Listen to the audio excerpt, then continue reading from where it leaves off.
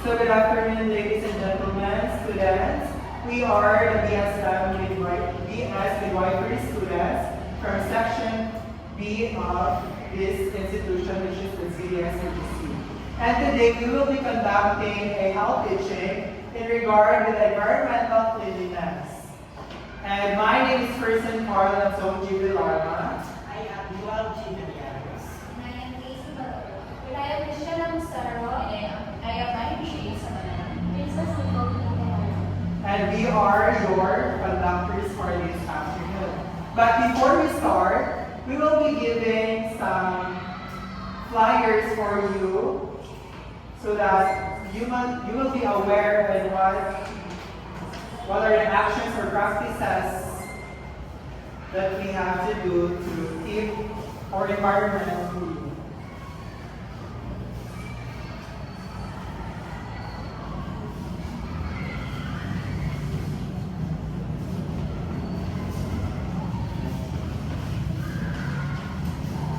So this afternoon, we will be going to tackle about the environmental cleanliness. But before we start, may request everyone to please stand up for our opening prayer.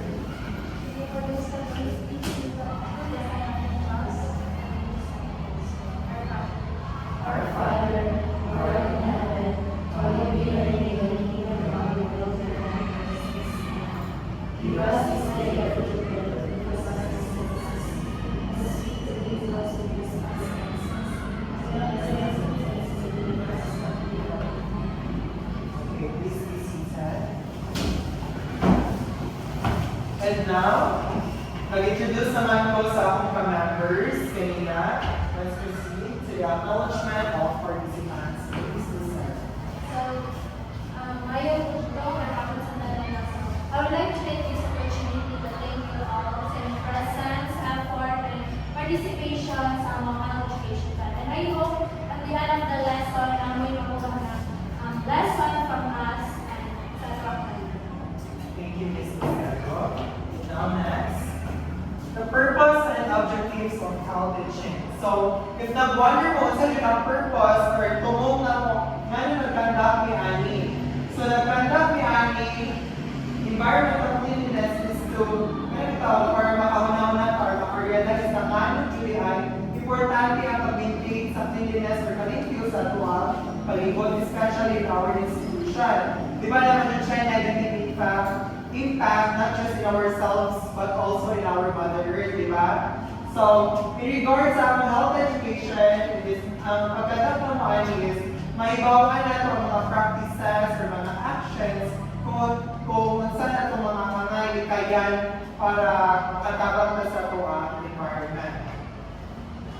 So, yung expectations of participants. So, good afternoon once again, everyone. So, before we proceed sa among topic ngayon, pwede ba po mamutana sa isang kinsa lang volunteer lang o kung sa inyo ang mga expectation about ano na ang buhato karon o kung sa man inyong kanang pagtuo sa among ano nila. So, kindly raise your right hand. Anyone? The same expectations sa impacto of environment.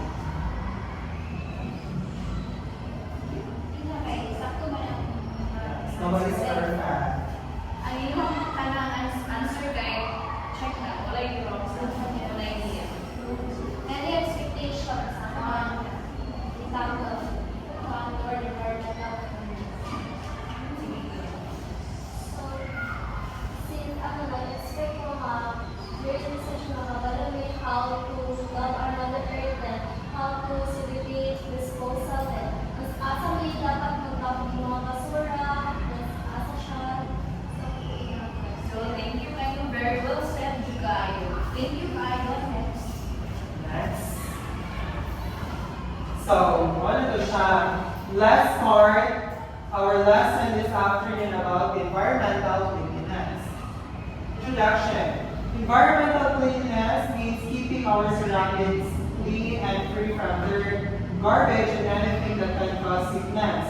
A clean environment is important because it helps prevent diseases, keeps the air fresh, and makes our home and community safe and comfortable. Everyone has a responsibility to practice cleanliness by throwing garbage properly and healthy environmentally every day. So, ang environmental cleanliness daw, kay mo siya ang pag-keep or pag-maintain sa itong palibot na limpyo. Especially ang mga basura na kaya may mga kita ng basura na nakakatag, kailangan nila ito na siya i-post or butas sa sakto butanganan. Para po, makatabang din siya sa ito para makaprevent or maligaya na ito mga sakit na nagpalibot din sa ito ang surroundings.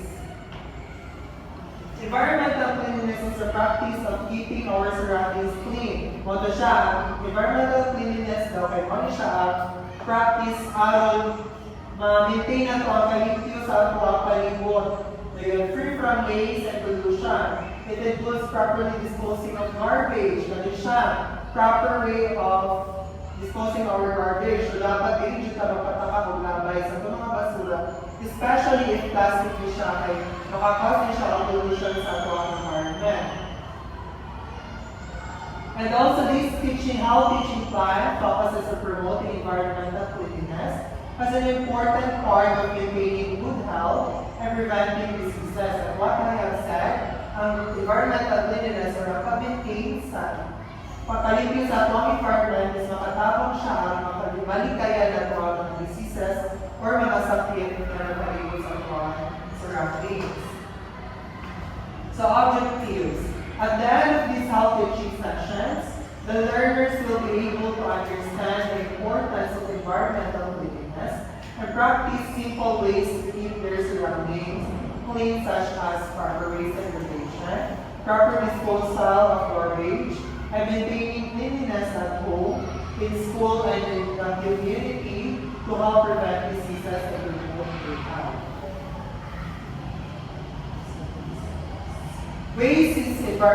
Why is environmental cleanliness is important, especially in our school? So if nag-water mo, ano daw ang pag-maintain sa kalimpyo sa itong eskwelahan is importante. Importante siya because it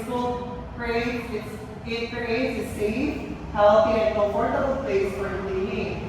Clean classroom, hallways, and school grounds helps prevent the spread of diseases and reduce accidents caused by litter. A clean school and also improves students' focus, encourage discipline, and teaches everyone who is responsible for taking care of their school surroundings. So, di ba, kung gubot ang isang classroom is dili ka-focus sa pagpamina sa mga teachers, di ba? So, kailangan dyan siya i-maintain ang kalimpyo aron natin ka ng peace of mind ikaw, especially if ka subject na to be ato is major subject. Karon na itong focus or itong attention is straight because it's a lesson. And environmental cleanliness is also important because it helps prevent the diseases caused by bacteria, viruses, parasites, and pests. It provides a clean and safe environment for families and communities. It reduces air, water, and land pollution. It also improves our physical and mental well-being because clean surroundings are more comfortable and less stressed. And lastly, it creates a healthier future for the next generation. So next is the causes of environmental pollution. So first is environmental pollution is mainly caused by human activities that harm the environment. Some common causes include. So kung may environmental pollution is kanang nahugawan ng atong palibot. It is because mga ginuhanan sa mga tao na dili mao. So first, there are 8 causes of environmental pollution. First is improper disposal of garbage. So may improper, so wala labay ang ubang tao sa ilang basura mo nang padaot ang atong palibot. Next is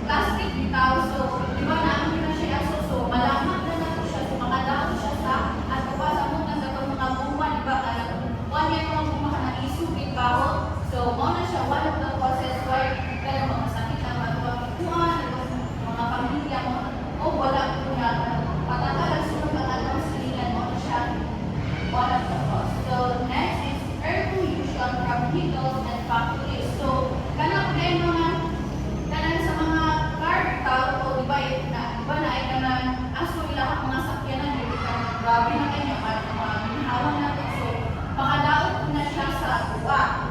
Next is water pollution caused by chemicals and trash. So, kung ang basura kay matakataka lang laway, for example, maadto sa kanang water sa dagat. So, kapag kung madaot dili lang ang tao kung dili ang mga animals na nasa nagtuyuan ng tubig, so mapektuhan sila no. Daghan kay madaot ito sa mga tumatan at sa ubang tao, wala nila na proper dispose ay ng mga basura.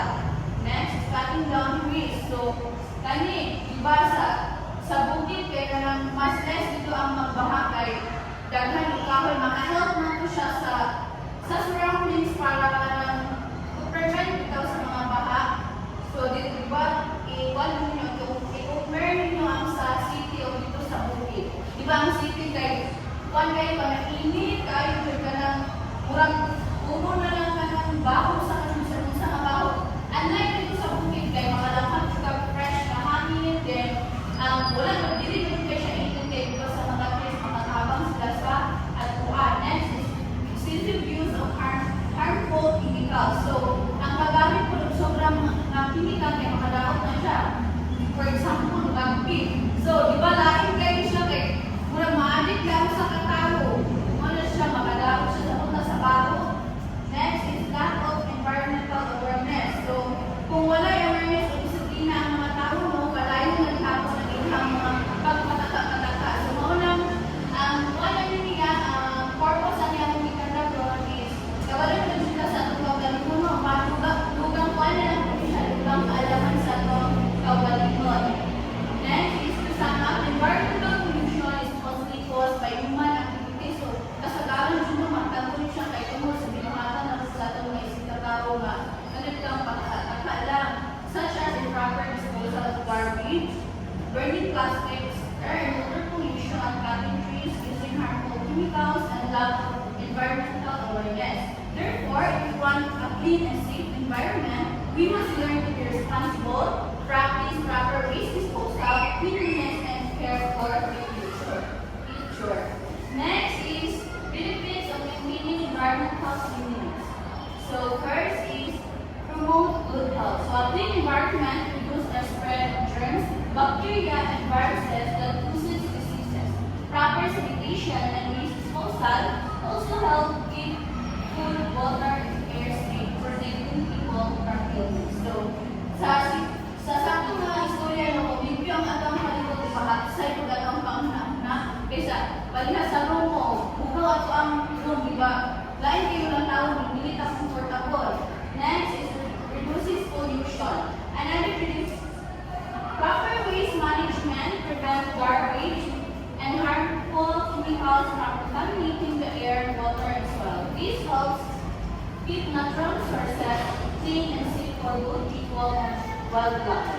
So proper reduces pollution means the proper waste management helps protect both people and wildlife pollution. So dili lang kita ang mga tao ang mga protektahan mo reduce ang pollution, pati po ang mga hayop. So maprotektahan mo nato sila if ever masakto o segregate na nato mga basura, dili ta maglagay-lagay sa asa. Next is prevent flooding. Proper disposal of waste keeps drainage systems, tunnels, and rivers free from blockage. This allows rainwater to flow properly, reducing the risk of flooding during heavy rainfall. So, di ba, inig baha, kaya daghang basura sa usapan natin, mubara siya, maunang mubag, kanang dili makadali ang tubig, maunang mubara na, di makakos na rin siya, kanang baha na dako, di mga hugor, makayo, so mapiktuhan kita mga tao, no? Kaya, kung isakto pa lang grabe ang mga basura, hindi na siya natabo kay ang mga basura mo, gusto na siya ato sa kuan, galoy na siya, hindi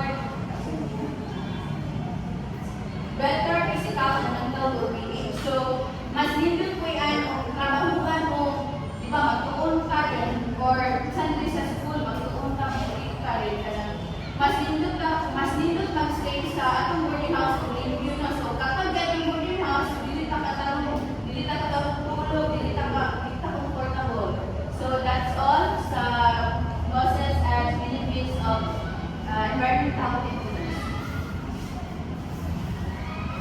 So again, in addition to the stereo, and today we're going to tackle about the effects of dirty environment. So, since some of the causes, nakulay effect sa atong mga lifestyle na kinin mo. So, a dirty environment can affect people's health, safety, and quality of life. So, ang dirty environment doesn't affect sa nature lang, but maka-affect siya sa atong kaugalingon, sa atong safety, o sa mga daanan na tulipan mo. So, one of the effect is the spread of diseases such as diarrhea, and respiratory illness. So, kanina ng mga disease is kabalo na bitaw ta nga.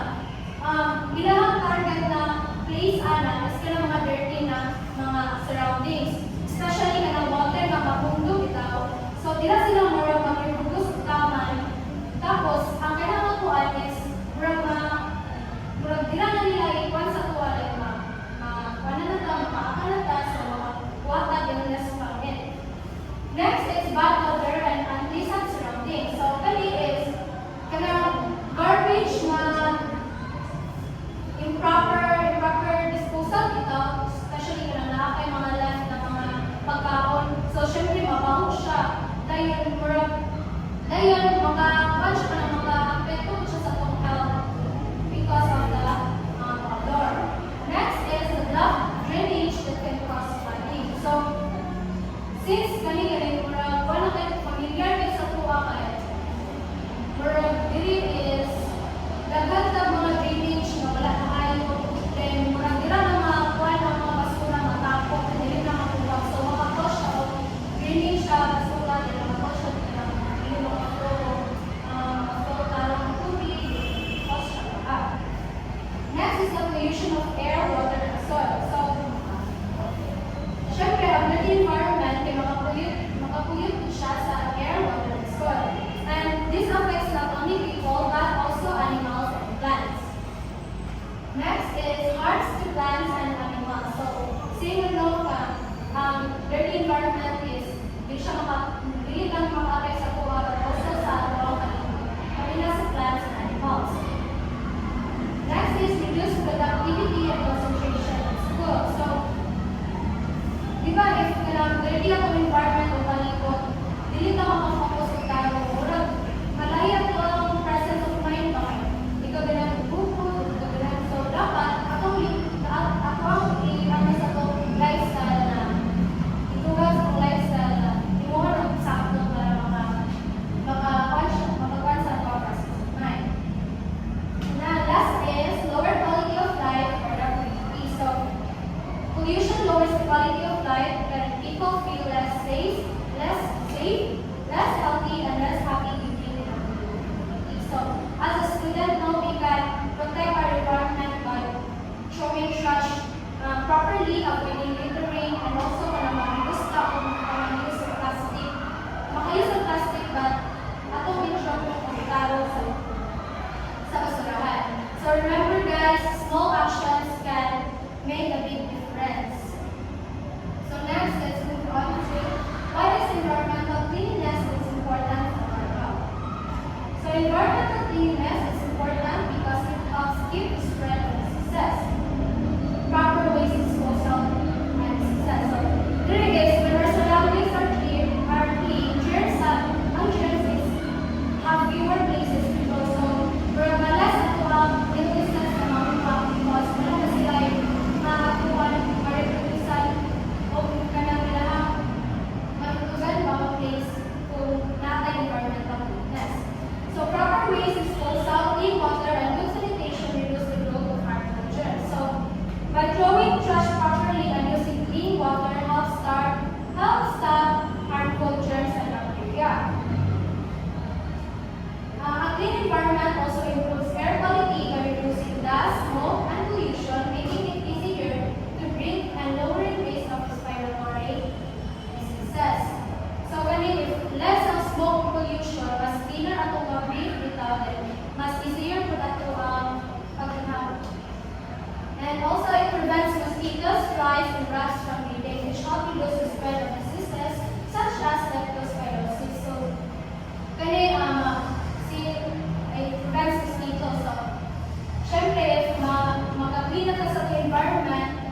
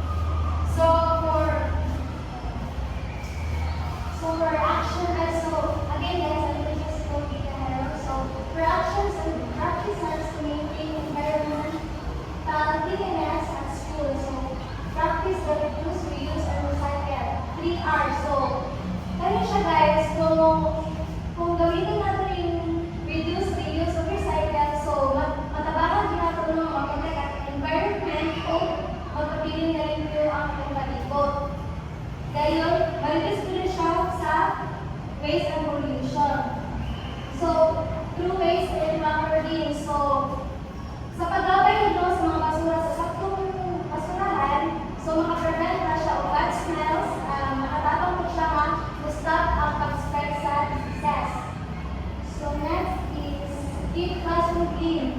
So, sa ginagawa kanina, kung naikalap ang akong classroom, so dili kita makakaw sa akong lecture notes or lesson sa akong instructor. So, dapat patuloy, iwan atong palibot sa room para maka-concentrate ang kita mag-distract sa mga basura.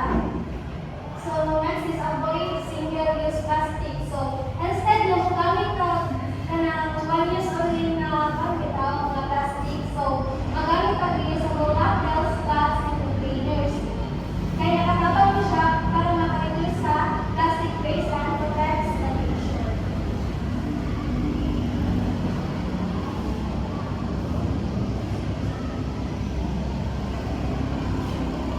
So, by the way, may explain kami, so actions and practices. So, mga siya yung mga actions na to or dapat i-practice na to sa itong magaling mo na dapat proper tama basura or kaya na to pagkakamit. First is avoid single-use plastic. Single-use plastic such as a plastic bags and cups are used only once and then thrown away. They take a very long time to break down and can pollute rivers, oceans, and land using usable bottle bags and container to also reduce plastic waste. So, ang ating single-use plastic, so dapat di kaya na po ang paggamit sa mga plastics, bags, or mga straws, or mga cups. Unlike sa mga usable bottles, like bags, and ano siya na nagtabang sa mga bags, mga environment. And then, dapat, ano siya nagpa sa mga pollution, dapat mga nalaga, or dapat di kaya na po ang paggamit. Clean small surroundings regularly. Keep the school clean by picking up litter and cleaning hallways, classrooms, and comfort rooms. So dapat i-limit yung process pinakaan kay para comfortable po sa, for example, maglasit ka, basurahan, naka-clean ka, mga basurahan or mga hallways, comfortable po ka. Para malayo po sa mga predators, ensures access to clean water. Clean water is important for drinking, washing hands, and eating. Everyone should help keep water sources in and avoid wasting water. Safe and clean water help keep people healthy and prevent disease. So, dapat i-short po na kung karang hugas sa tubig sa kamot, dapat i-pure. For example, gawas-hugas ka na upuan, kamot sa tubig. Wala ka pa ba nung mahugaw ang imuhang gipan? And then, short po na dapat, more on tubig po ka para malayo po sa mga sakit. So, by the way, I am PC, so explaining na kayo the actions and practices. So, promote cleanliness awareness. So, ang paglabay yung saktong basura, namatay 3 hours na reduce, reuse, recycle. So, labay din na to ang basura kung saktong labayanan para hindi ka makakos o sa masas or diseases or hindi mo pa nakataka o labay o basura.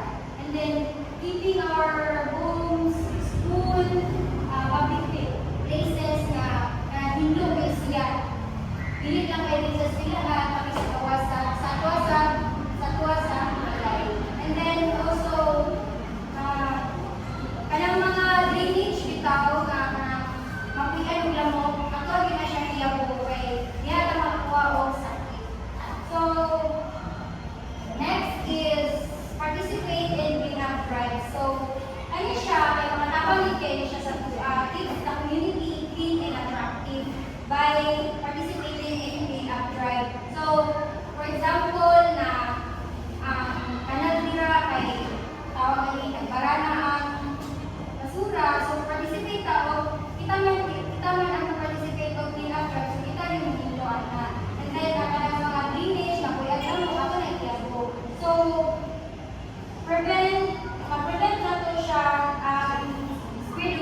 spread sa diseases na tungod sa improper waste disposal. So next is report environmental concern. So, kaya itong magtutulog kahoy, and then, i-report din nato na sa barangay, o kasa na may balan nasa, kung asa may balan, kung asa na pwede report. And then, anak kong mga, pwede ko na ito siya report, kung isa tong mga tao, walay bilik sakto ang ilang ilagay sa basura. And then, anak kong pagsulod sa basura, di ba mga tao siya sa, klaro kayo malawatan na, dili kung ta pwede nga magsulod basura. Pwede sab na ko na siya. And then, ano siya? So, ano to siya, no? Natakil na lang po ang importance, benefits, effects, and causes. So, nga nung galing, kailangan natin maintain ang cleanliness environment. Okay, para to avoid diseases and illness. So, ano siya, kailangan din nato gilagat ang mga basura in a proper way sa garbage bins to avoid any diseases. Especially na kita students or chemical students na healthcare provider namin sa medical field. And then next, na yung pagka-picture na yung kinsay makahatag kung sa mga cause niya or sa effects niya sa ating environment. Pollution. So aside from pollution, like mag-state, isa yan na short explanation na.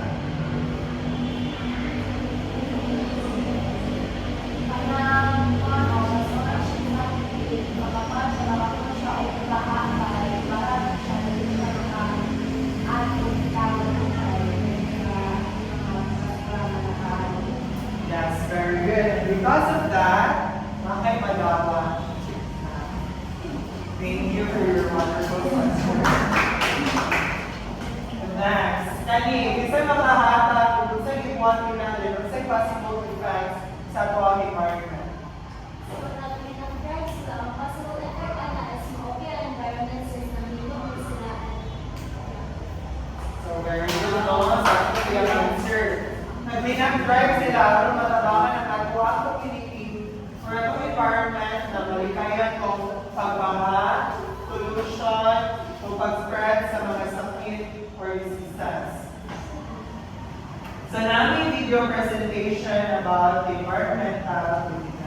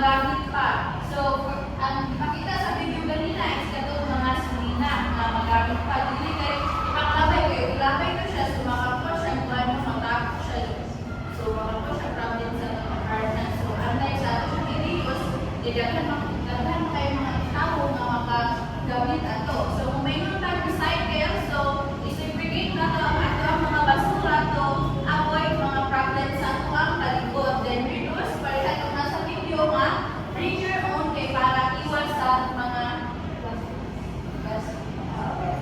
that's all.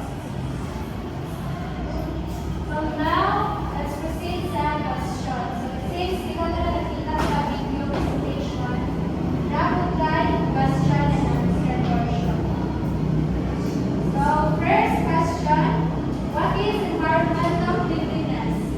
Anyone in the class? Ikaw, wala. Why? Go lang, wala yung isa. Babies na yung nasaktan sa mga babies conscious factory. Nawag me? Okay. Okay, nawag me ha? Sige. Okay, Miss Maurice.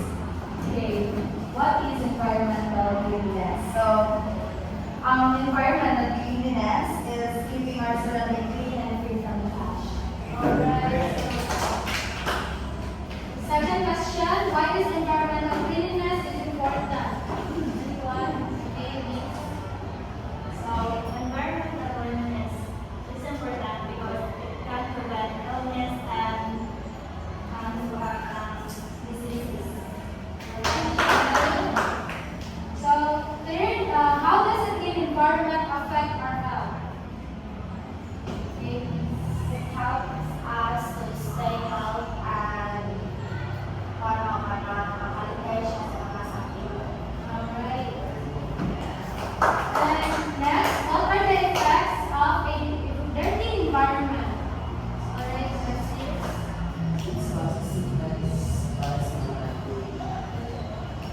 Very good. And now, what are the 3 R's and what does Alpina mean? So, how can students help keep their school clean?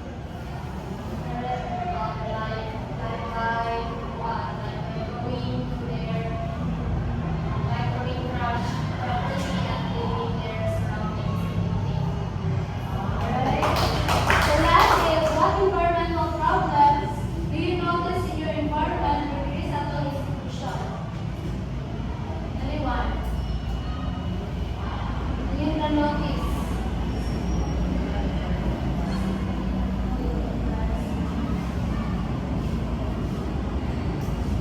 Okay. Of course, talagang isa po na problems ng environment is gonna be proper management. Alright, so, kanan, answer na tama. So, narajud kayo nakatunan sa atong lesson for today. The next is, any question for us? Kung wala po yung hatag or question sa Yes. Sige, go. Dapat. any question from the class? Sige. Why is this? Why is?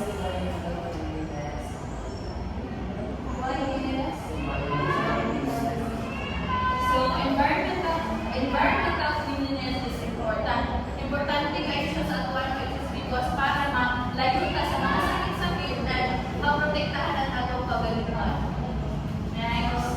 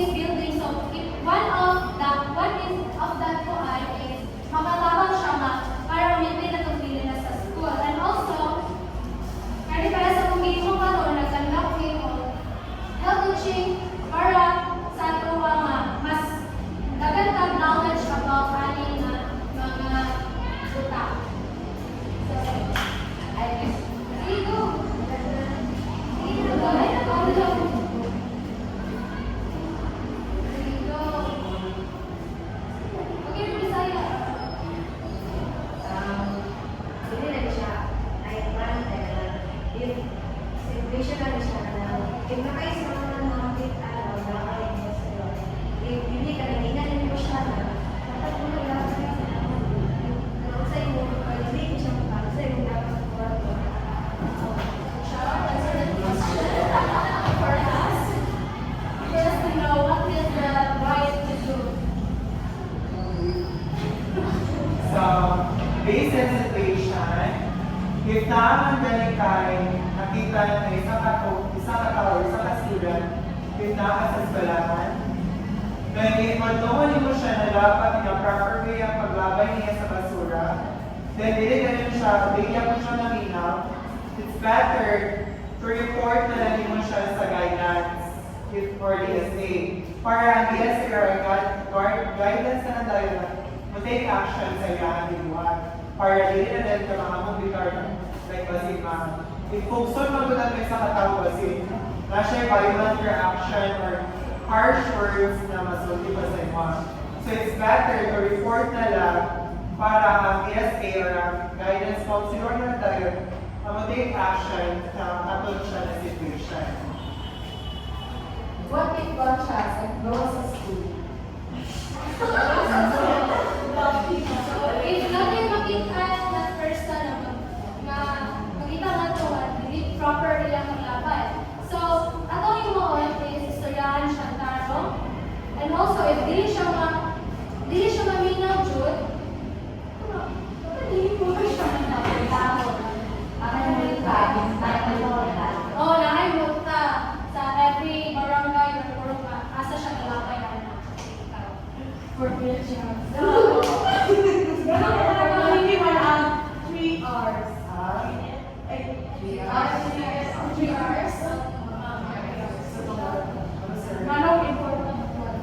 So for me, it is very important in our daily lives as well as the students. Because 3 hours means reuse, recycle, and reduce. So from the word recycle, so dapat na ito siyang i-recycle para kung ang bali, kapag tayo labay ang isang kabutang, dahil pwede pa siya i-recycle, makakos siya o mga, like, for example, sa mga plastic. Instead na magamit pa natin siya, dahil yun ang nilabay, makakos siya flat. So, naman na siyang importante na i-recycle na ito ang isang kabutang na pwede pa mag-recycle. So, reduce, from the word itself, reduce or lessen. The lesson na ito ang paggamit sa plastic. Why? Plastic ay maudyo na siya pinaka-nakong problema sa tuwag environment. Okay? Ang plastic man good, makapulot ka lang kung pagdaog ka, makakause siya o air pollution. Then kung ilapay mo na ito siya bisan asa, makakause ko siya o blocking siya drainage. So man makakause siya o baha. So, ang isa ay reuse. It is very important also to reuse. Same as sila sa recycle. Kaya kung mag-reuse mo ito pa, malasan ko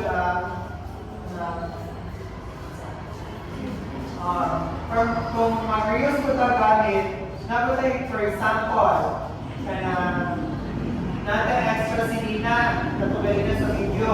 If reuse na ito siya, like, isip siya, pwede na ito siya imon o trapo sa mga sandok, ganyan na bitaw. Kaya para instead of pupalit pa ta, narate magamit na mas nakasave pa ta rin nakatabang pa ta sa atong environment. So mo na siya na is very important at 3 hours sa tuwa. Kung importante sa tayo siya, nato siya maibawan o makatunan kay para matabangan na ito atong environment. Especially nowadays nga mag-climate change ko nung ay hindi natin siya agapan bitaw ang pagkuhan para lagay sa basura sa nasa and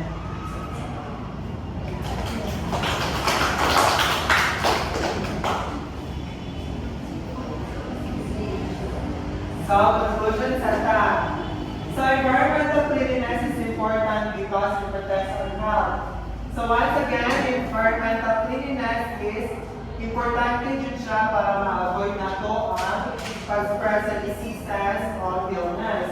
And also it helps us preserve for future generations mga maabot pa mga katuligan.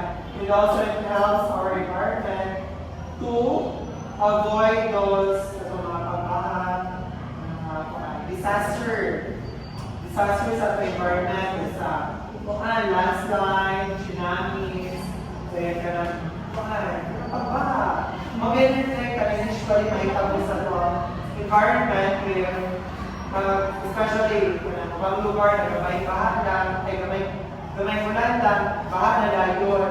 Kaya tungkol na sa improper disposal of waste. So also siya. And now let's proceed to our